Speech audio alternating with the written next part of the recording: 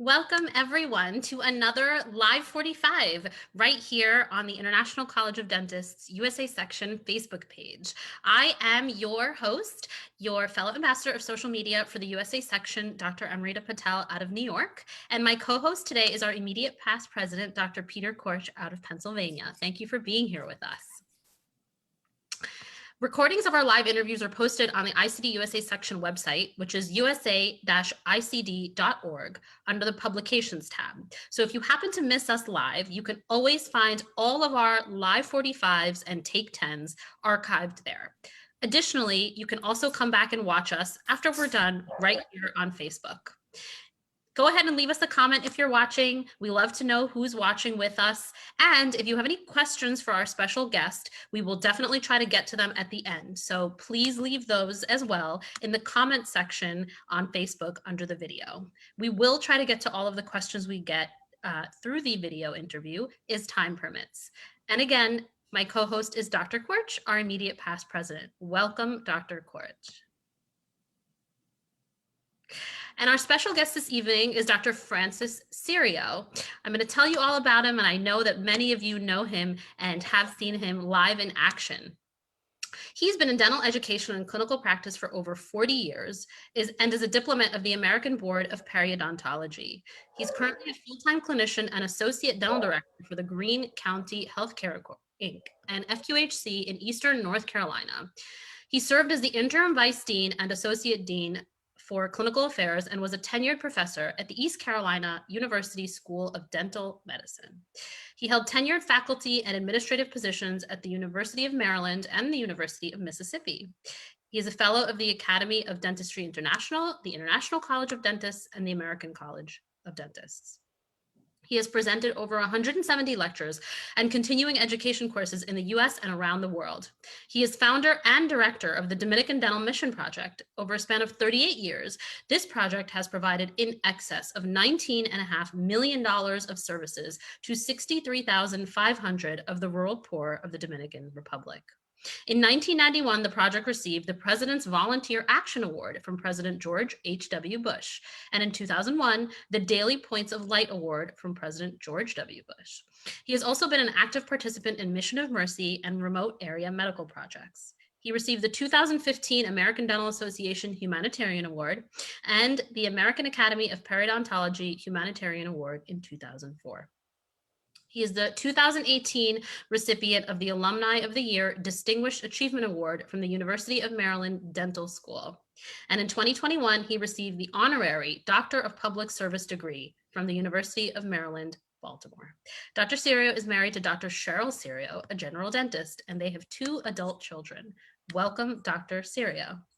Thank you, Dr. Patel. Nice to be here. And I'm going to tell everyone a little bit about Dr. Korch. He is obviously our very beloved past president of the USA section and a 1991 graduate of the University of Pittsburgh School of Dental Medicine, where he served as ASDA president in his 4th year, which we love. He's a second-generation dentist, just like me, who maintains offices in 2 locations, and his primary practice dates from 1915. I didn't know that. That's awesome.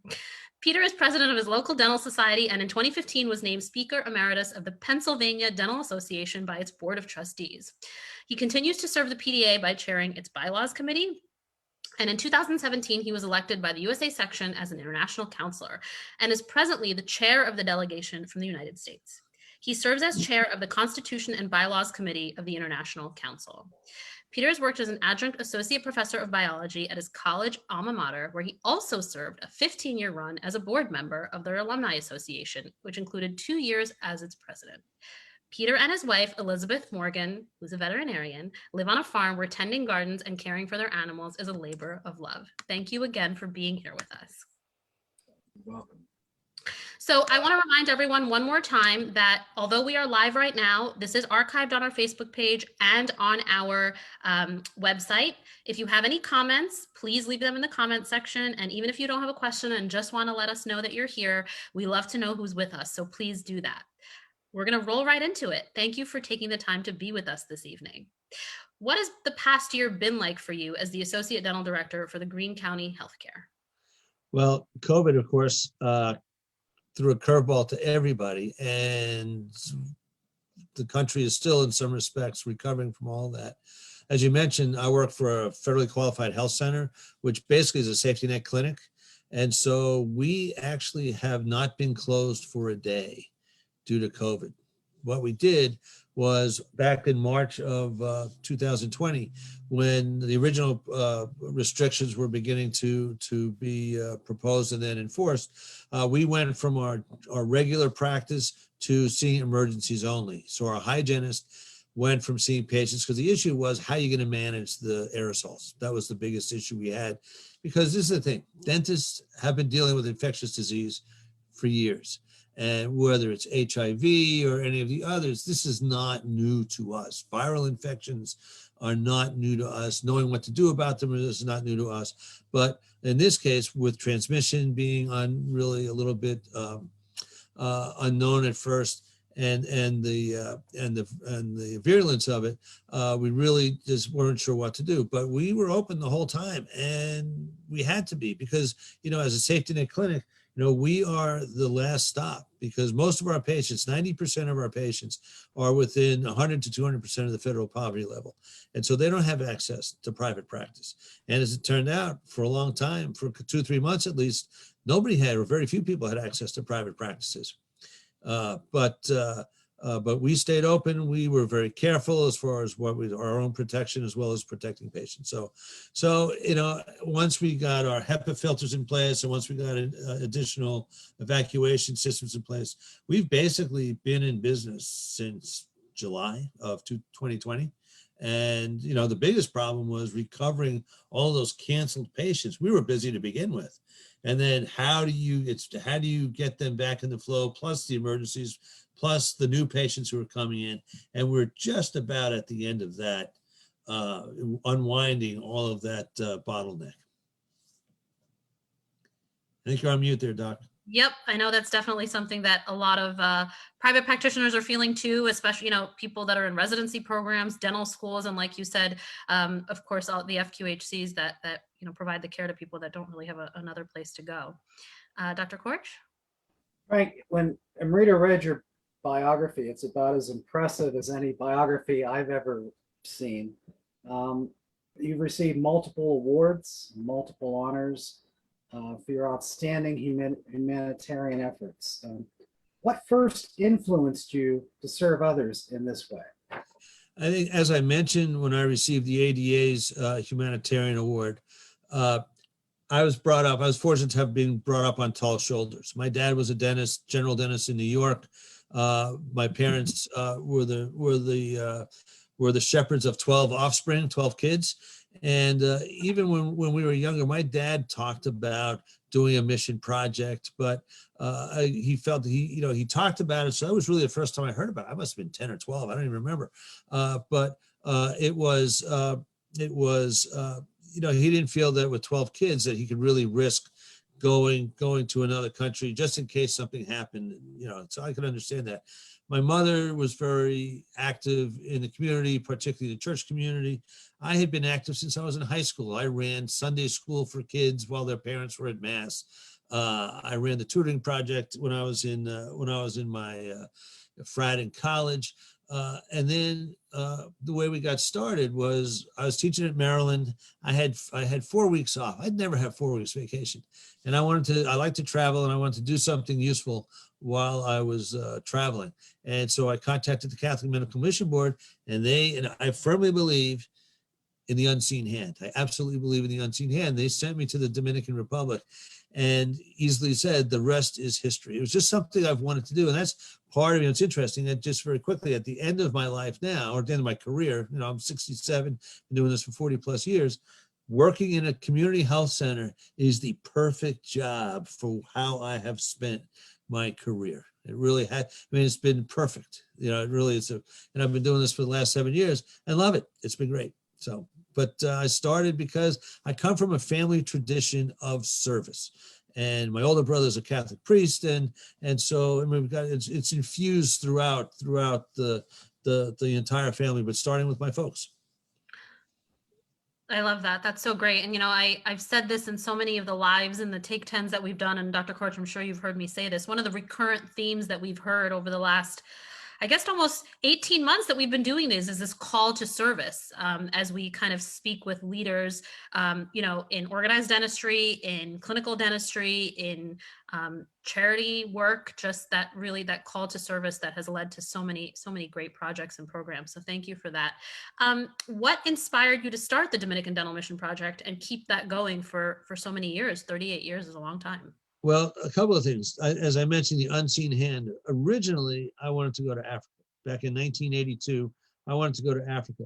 And so I contacted the Catholic Medical Mission Board, which was the logical place to start. And I found out about them from a very old brochure that the American Dental Association had, overseas demand for dental personnel and material. And the mission board was mentioned in that. And of course, the ADA has done some other things over the years to keep that alive in different forms.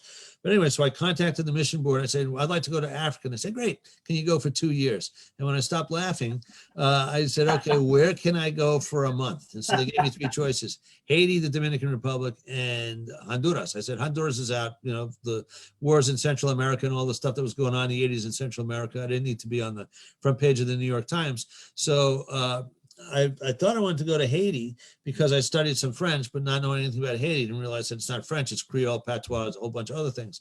But eventually, the nuns in San Jose de Ocoa in the Dominican Republic responded to the letter. Remember, this is 1982, so there was no social media, there was no email, it was all snail mail and long distance phone calls. And so that's how it started. So I was there for a month, came back to Maryland where I was teaching, did a lunch and learn with a bunch of students. They came up to me and said, hey, can we do this? And I said, I don't know, let me find out. And I talked to the nuns and they said, sure. I talked to the mission board and they said, sure. And literally that's how it started.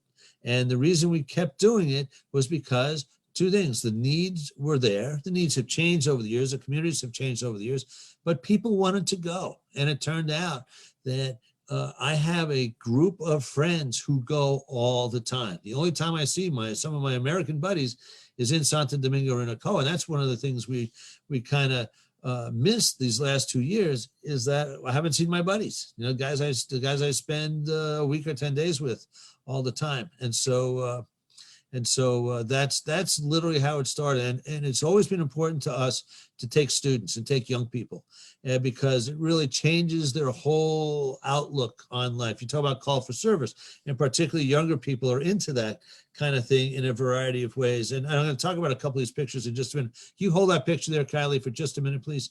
But I think it's important to have young practitioners. It does 2 things. First of all, it allows them to work in I'll call it less structured, but not less supervised situation. Obviously, students who go, you can only allow students to do things that they are trained to do. I mean, that's part of it. And so working with the schools, have they passed their skills assessments or practical competencies, whatever you guys want to call them, it doesn't really matter. It's the same idea. And so we'd work with the schools to get students to do that. You have to be safe. You have to take good care of the patients. I mean, that's important. One of the things, I think the ethics of these projects is very important because it's easy for some people to I think in the past, it's less so now, but I think at times, you want to do stuff, but you forget that all of these teeth are attached to human beings. And just because they may not speak the same language you speak or whatever, that's beside the point. And so we tell the students and everybody that you are expected to perform at the same level you do here, even though you're somewhere else and the electricity we're getting is from a generator, 20 yards from here. But one of the things I just want to mention as far as our project goes is, yes, students have been going all the time. And I've used different affiliations, University of Maryland, University of Mississippi, ECU. I've had students from other schools go where long-term participants have been faculty members. But also we take younger people. Some of the kids of our docs are allowed to come, depending on who they are. Of course, they have to be a certain age where they can actually be useful. But I think that gives them some idea about what's what. But one of the things I just wanted to say here, there were a few pictures that went by. Our project is mobile. Every day we travel to a different spot. And it's based on what the mission thinks the needs are. It's not my deal to figure out where the needs are. It's up to the Dominicans to tell us where the needs are. I think that's critically important. Their felt needs are much more important than what I think. Number two is we provide lots of different services. We provide, obviously, all mission trips do extractions. We do them. In the early years, we did lots of them. Now we do fewer of them. We do a lot of restorative. At times, we've done endo. We've been doing partial dentures since 1990. We've been doing full dentures for the past 5 or 6 years. And that's why I want to stop here, because this lady is smiling with a brand new denture. And there was a picture before of Steve Aloof, that big guy who was standing there with me. And this is not a commercial plug, but I'll tell you this, that you guys need to look at, thank you, that's the picture. There's a company called Benchmark Denture that makes these templates in different sizes. We buy a couple hundred templates every year. And basically we can make, the principles are the same, whether the prosthetic principles are the same as far as orientation, vertical dimension, all that other stuff. But you take a template, basically contour it to fit and using the models. And then you put it in boiling water, it's thermoplastic, you can shape it. And then you do a hard reline in the patient's mouth. And then you do the lower to the upper at the predetermined vertical dimension of occlusion. So the last couple of years, we could produce, my denture team is just led by Dr. Mark Costas, produce 120 units in a week's time, which is an incredible amount of work. But the picture you saw of that lady smiling is one of the dentures that was made.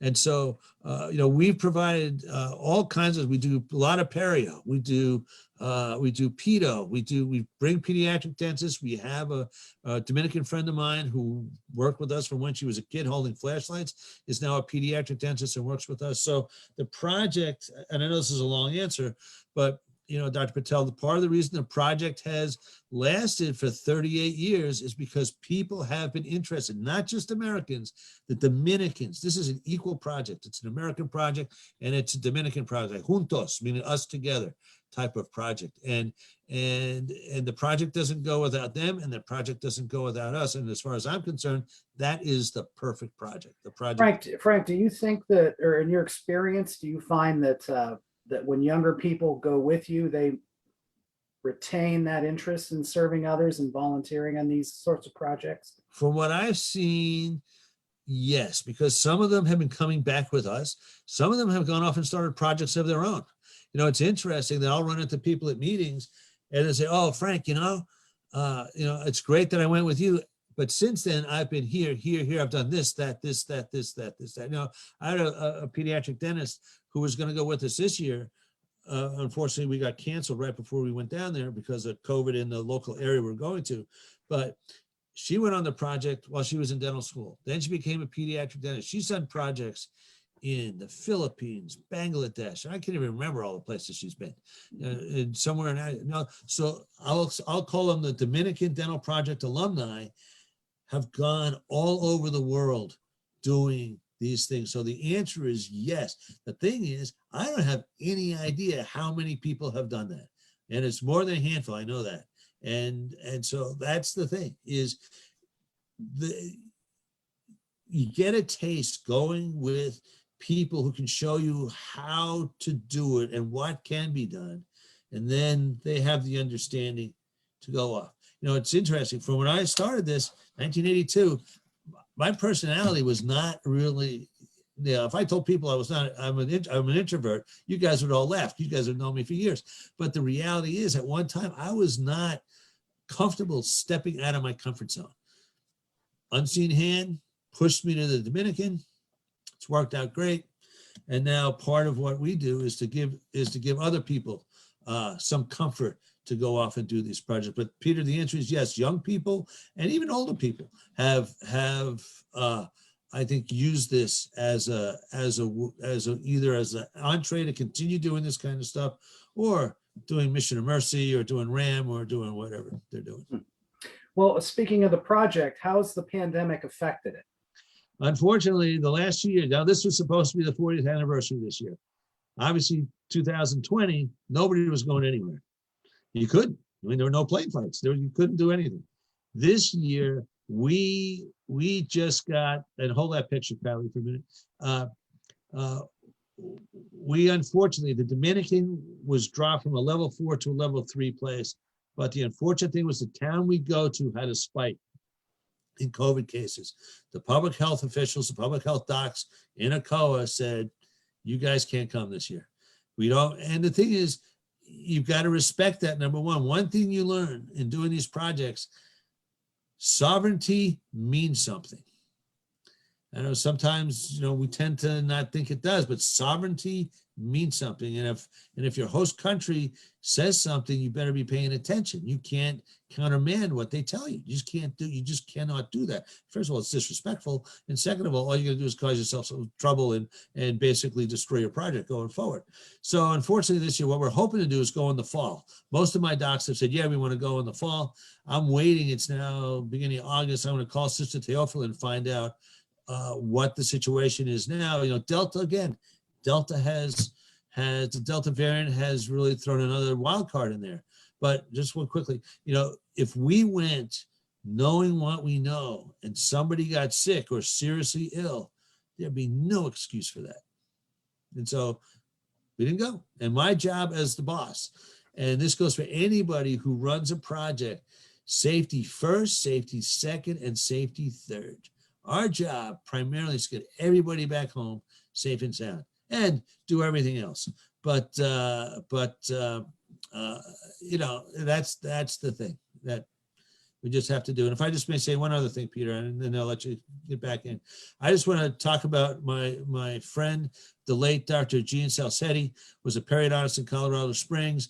And again, you talk about, Peter, people's influence. She went with us when she was a dental student at the University of Maryland in the 80s sometime, maybe. I can't remember exactly when. Then she went and became a periodontist and went out, and we've been friends for years. 2 or 3 years ago, she said, or back 2016, I think, she said, Frank, I really miss doing this. I need to get back to this. So Jean came with us 16, 17, or 17, 18, and 19. And unfortunately, she had a very untimely passing. She had brain cancer. She didn't tell anybody. And she just passed one night. It was a shock to the entire periodontal community, and certainly the community in Colorado Springs. Anyway, I just wanted to just mention Jean, because she was a good friend, both to my wife and to me. All right, I'm done. Well, you mentioned Delta, and there's talk about Lambda now. What challenges do you see moving forward with the project other than the coronavirus, or maybe just that is the big challenge right now? Well, I think the challenges and what we had planned to do before we got canceled was we had to change our triage. And part of our triage would be the questionnaire, typical questionnaire that we have here. Everybody would have their temperature taken. Now, of course, we'd ask if they've been vaccinated. And there's been a fair number of people who've been vaccinated in the Dominican. I know the vaccination business is a hot topic here in the States, but we have to keep the patients safe, and we have to keep us safe. And that would be the thing. So we're changing the protocols. Obviously, shielding would be different. As you guys know, wearing an N95 and wearing a mask over that, and wearing a face shield, and wearing PPE, and it's 95 degrees. Just what do you do? And that's, people sign up, and I tell people, you don't want to do it, that's okay. But this is the deal. This is what we have to do to keep everybody safe. And if you don't feel like you can do it, that's okay. It's not it's not, we still love you, but it's just not, this is just not the trip for you. That's as simple as that. It looks like you have a super large team that comes with you on these missions. What is it like to create such a team? What goes into that? I think a lot of them create themselves, because a lot of them, as I mentioned, are friends of mine who come every year. Mm-hmm. They keep coming back. But in this, it's interesting. This picture here, we've got, and unfortunately, I don't remember everybody's names, but this is Dr. Linda Cassey, who's been coming on the trip. This in the pink bandana. She's a public health dentist at the University of Illinois Chicago. There's some dental students. This young man, John West, is Michael Perry, and that's another story, but the late Dr. Michael Perry's son, and they've been on the trip. Some other dental students up here. This guy in the blue is a friend of mine who, when we were trying to start the dental school at Bluefield, he was going to be my student affairs dean. people come, and then say for students at the schools, I live 50 miles from ECU, so I still have good connections at ECU. I'll go and give presentations. Actually, this past year, the Hispanic Dental Association, Student Dental Association sponsored me as the speaker. And so that's how we get recruits there. Dr. Grant Silas helps me at the University of Maryland in Baltimore. So it actually works out. And the other thing is, Dr. Patel, if you got a big group, great. If we have 20, great. If I have 10, great. Whatever we got. I don't need a specific number of people to do what we need to do. We decide what we're going to do based on the number of people available to go. And that changes every year. People's situations change. A couple of guys who've been for a long time, women who've been for a long time, they're either pregnant or just had kids. And so they're out of the game for a while, but they'll come back eventually. So the other thing though, is everybody has to understand what it's all about. And if I could very quickly just mention, people who come on the trip know that, number one, we represent the United States of America. Number two, we represent the project. Number three, we represent dentistry. Number four and fifth, we represent ourselves. That's at the end, which is I know right now, a very unpopular way of looking at the world, but that's the way it works when you do these projects. And I tell people, I say, it's not about you, it's about the project. And if you do something that is going to harm the future of the project, that is very selfish, and we will get you back to the airport as soon as we can and send you home. And so, but that's the thing, and that's a very different way of, it's not particularly the way a lot of young people look at things, or even some older people, it's about me. No, it's not about me. The old Beatles song, I, me, mine. No, it's not that. It's about them. It's about them. It's our job is to work with the locals to provide service for people who need it and otherwise could never get it. Thank you.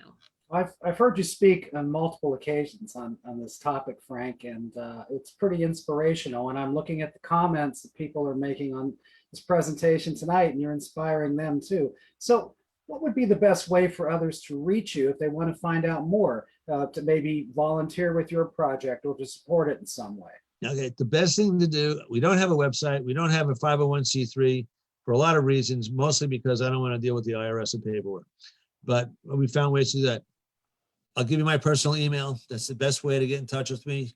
It's my name, Francis G. Serio. G stands for gorgeous, by the way. Francis G. Serio at gmail.com. Again, for those of you who are slower writing, Francis G. Serio at gmail.com. Do me a favor, if you're going to contact me about the project, please tell me how you heard about this and how you heard about us. So I know that it comes from this ICD presentation. And we're actually looking to do another ICD presentation from the middle of September before the meeting with Dr. Mackler and Dr. Jack Levine and I, and working with Dr. Tatunik and Elaine, Dr. Wagner, to hopefully do that coming up. That'll be a little longer presentation for anybody who's interested in hearing some more from other people as well as me. But yeah, my email, francisgserio@gmail.com, is the best way to find me. Awesome. You've been one of the faculty members for the ICD USA section volunteer seminar series since it began. What are the top 3 things that you try to share with the attendees there? I think one of them I just talked about yep. The project is not about any of us. The project is about working with local communities to do things. But the second one is that you can do this. And, part of that presentation is jumping off the cliff and landing softly, because so many people, especially a lot of people who come to these seminars, they just have no idea where to start. I was lucky. I lucked into it back in 1981, 82 when I started. But now there are so many other resources, but still people just need a guide. As John Mayer talked about one time, he was talking about the blues, and he said, you need a host to introduce you to things.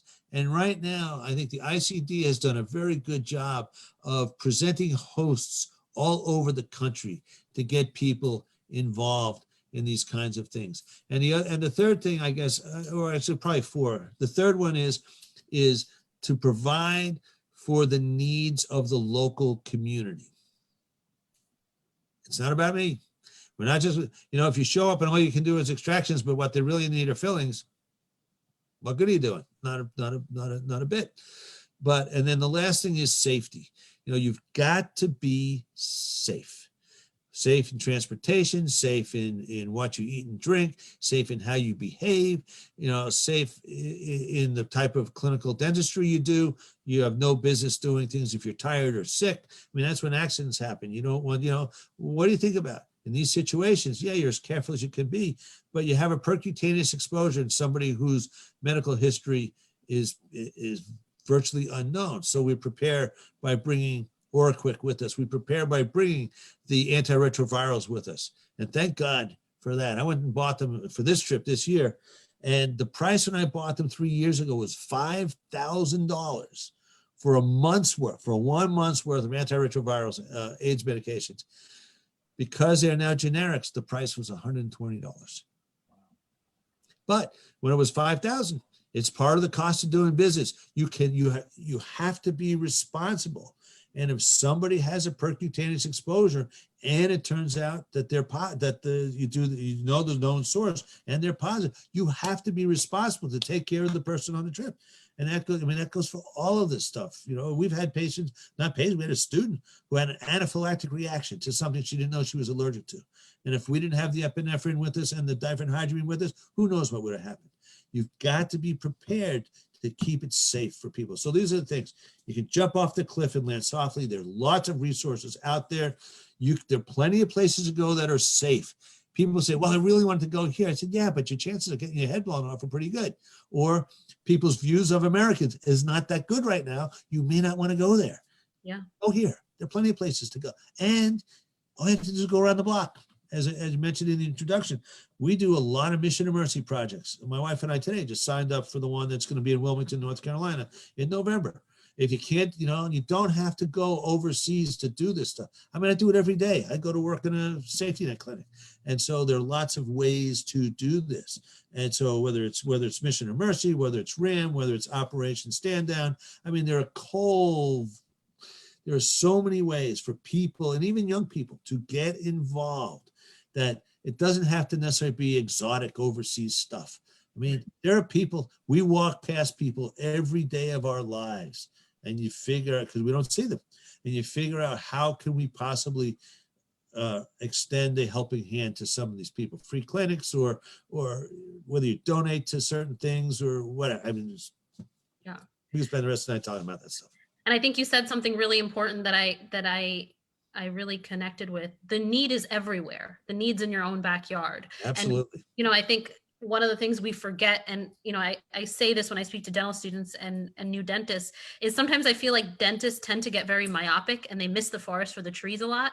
And it's like, being aware of your surroundings and what you're, like you said, what you're walking by and where you are and how your actions today and, how you give back today affects the community that you're in, because you're not just in a dental community, you are all in your religious communities and, where you live and, what other organizations you're involved in. There's a need, and that need is always present and it's everywhere.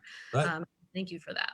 Yeah, absolutely. No, you need to make a living. You worked hard. Everybody's worked hard. They've earned the privilege of having a great life, however you define great life by. But remember, none of us have ever done it alone. Right. Whether it's your family or society, or we've never done, and it doesn't kill you to extend a hand. Plus, and you guys who do this, and I'm talking to the choir among this group and probably the other folks that, and I just see Ron Fritz just made a comment. Hi, Ronaldo. But you don't have to get on a plane. That's absolutely true. But the thing is, what you get back is so much more than what you give. Yeah. You guys know. You guys obviously know this. So that's where you get the energy from to keep doing these kinds of things. Yeah, you have to have energy. You can't just keep expending energy and never get anything back, because you run out of energy. It goes both ways. You do this every month. but you're getting energy from both the audience, but also from your presenters. And that's what brings you back every month to help do this, because you meet some very interesting people. And like, this is the first time you and I have ever laid eyes on each other, which Right. is great, but it's great. Hello, I got a new friend. And so, but the thing is, but that's what it takes. And people are sometimes just afraid to extend themselves. But once you do it, Right. it disappears. That fear disappears. And it's like, holy smokes, why did I do this before? And Yeah. I was lucky. I really was blessed that I started doing this when I was 28 years old and not 58 years old.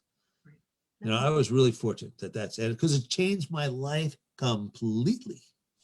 Which is such a great story to hear. And I have a question towards the end about advice for new dentists, but one of the things I love to tell people, and I again, you mentioned RAM and you mentioned Operation Stand Down, and ICD, and everyone, that all my co-hosts and I have been fortunate enough that we've actually had the founders of a lot of those things on in the last 18 months. And one of the things that we've talked about, and another recurrent theme, is something that I read a while ago that I have realized more and more as I age and the more involved I get, is when you have more than you need, build a bigger table, not a higher fence. And yes, we all need to kind of make a living, and we know that. But like you said, the more you kind of give of yourself and the more you get back, that fuels, frankly, for me, my desire and drive to continue going. And I'm sure Dr. Korch, of course, feels the same way, because we keep bringing him on with us. Dr. Korch, you're up. Well, Frank, the mission stuff is just fantastic, and as I said earlier, it's just so inspirational. But you're a much more multifaceted person than that. You've had faculty and administrative positions in various places. What was the most rewarding one of those for you, or were there several? Hard to say. I think you'd have to look at the totality of it, because I've had really good jobs over the years, no question. I've been, some were frustrating. Obviously, the Bluefield thing didn't go for a lot of reasons, but there were possibilities there. I will tell you, Peter, the thing is, take all the jobs and all of them together, the opportunity to be of influence, positive influence, and as a role model to people, is probably sums it up. And I will give you one quick example. A couple of weeks ago, a friend of mine, Jennifer Bain, who I taught at the University of Mississippi, she now has my job as the chair of the Department of Periodontics at the University of Mississippi Dental School. For another former student of mine, Curtis Caskey, received the Young Alumnus of the Year award, something to that effect. I can't remember exactly what it was. And so somebody asked him the question, and the question was, who influenced you? What were your influences to become a periodontist? He's now a periodontist in Jackson. And his dad was one of his influences, because his dad was a periodontist. He now has his dad's practice. Just, it sounds like you guys, are in the part of the legacy practice. But the other thing he goes, Dr. Serio is the other one who influenced me a lot, because the course I taught the surgical periodontist course, that just ignited his interest and love of periodontics. And that's the thing, as we were talking about before, you don't know how many people who've been on our trip have gone off and done other stuff, but it's that kind of thing. And the thing is, we have an opportunity. We don't know how far our influence goes. Hopefully we've had a positive influence. Hopefully we've been positive role models. Hopefully we've been able to give people ideas to do stuff. And I'll tell a very quick family story, because it's somebody I know, Peter, and I don't know if the other guys know, but Bob Seminara. And my father was the influence for Bob to become a dentist. Wow. Yeah, because my family, my dad's family, and the Seminaras are all from Sicily, and they were friends in Brooklyn and Queens back in the 40s and 50s. And my father took Bob under his wing and introduced him to dentistry.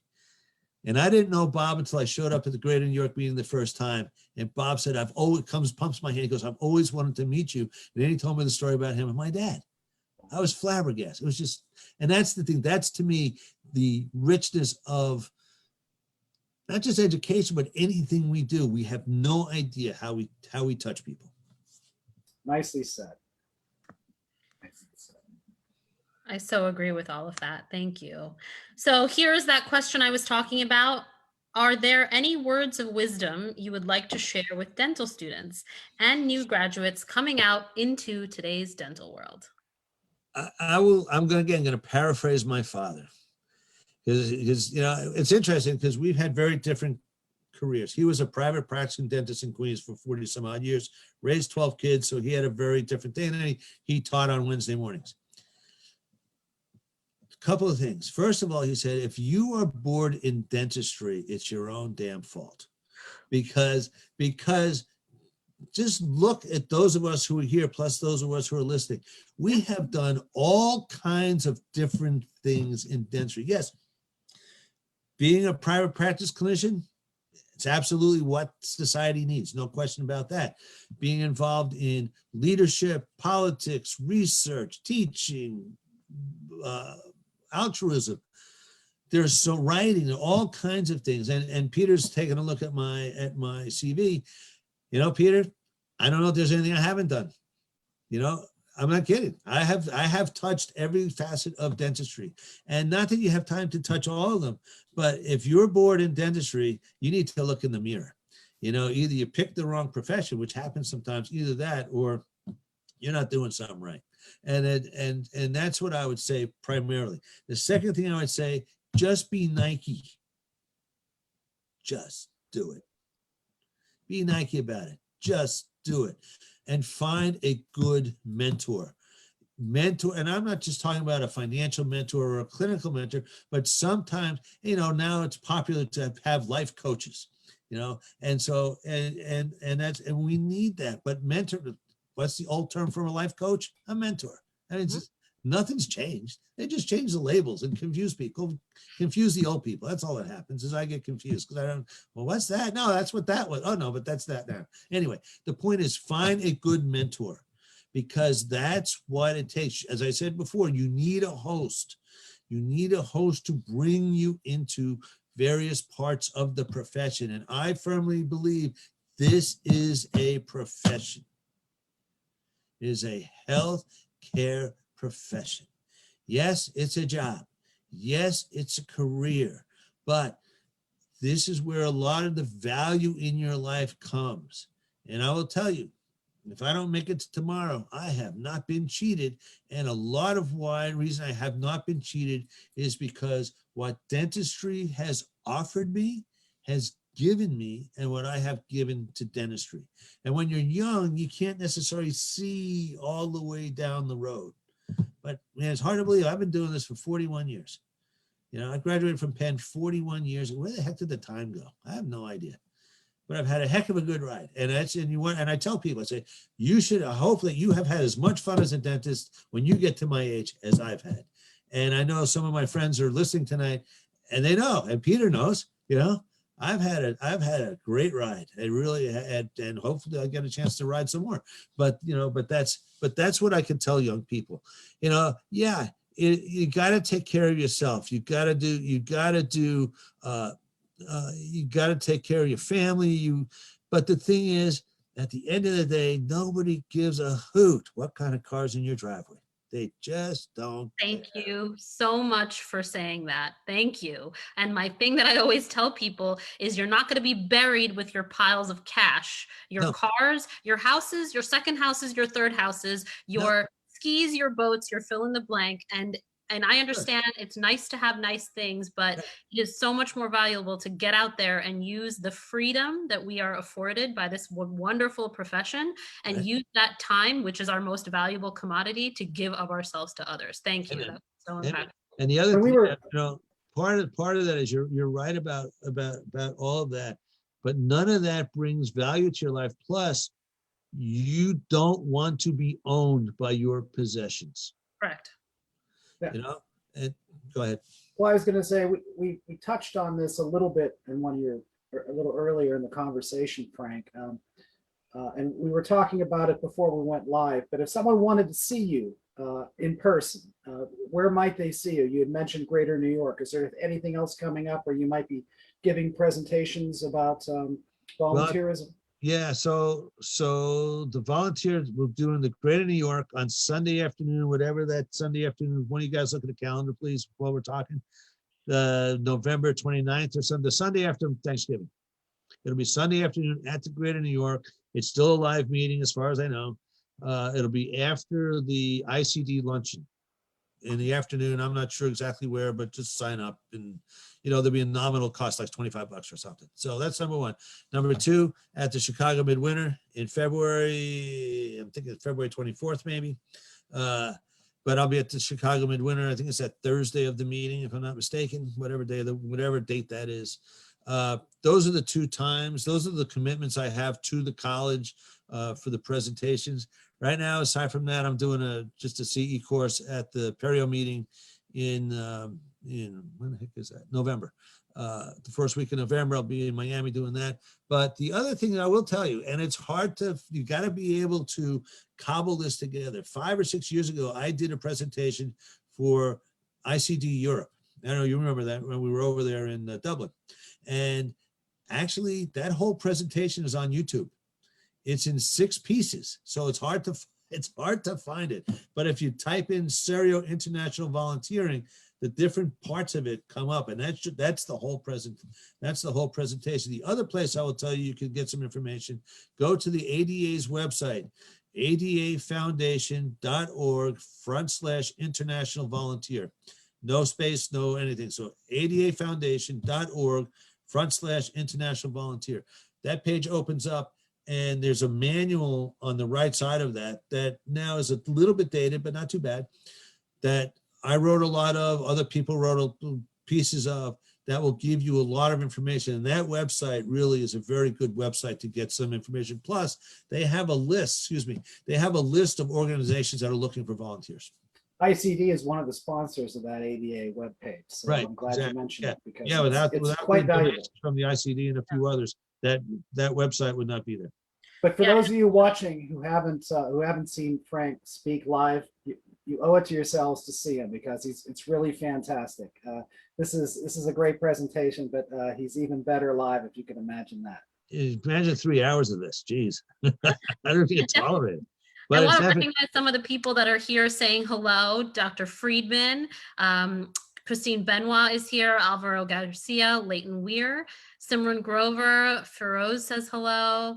Let's see, you saw Ron Fritz's comments. Gail Shupak says, great shout out for the Greater New York Dental Meeting, of course. James Conradi says he agrees with you. There are so many organizations that help people and to collaborate with as a leader in our profession. So you've got lots of people watching, and I want to thank you so much for all of the amazing information and insight that you've given us. And of course, for doing so much for our profession and for the communities that you are part of. I want to let everyone know that, again, this is archived on our website and on our Facebook page. So if you have a question for Dr. Serio and you missed our live right now, you can still comment and leave it, and we will pass those on to him. Dr. Korch, thank you so much for being here with me. It's always a pleasure to see you. Peace and love, everyone. Amen. And hopefully I get to see all of you live here very soon in a few months in Vegas. So coming up, I want to talk about some interesting and wonderful programming we have. Both of my next guests on Wednesday, August 18th and Wednesday, September 1st have the same last name. Just kind of worked out that way. So our next Take 10 is going to be Wednesday, August 18th at 2 p.m. Eastern. And our featured guest will be Dr. Jay Friedman from Pennsylvania, who is the immediate past chair of the ADA Council on Membership. After that, our next Live 45 will be on Wednesday, September 1st at 8 p.m. Eastern. And our featured guest will be Rear Admiral Rick Friedman, 39th Director of the Navy Dental Corps. And our co-host is going to be our USA Section Registrar, Dr. Elaine Wagner. As always, look out for upcoming dates and guests that are listed on our USA Section website, which is usa-icd.org. Remember to go to the events tab on the top and then click the drop down, and you'll be able to see all of that there. And of course, you see us posting here on Facebook about all of the lives that we have coming up and the dates and the times. I want to wish everyone a very good night. I will see you here in a few weeks, and I hope to see all of you soon in person. Good night.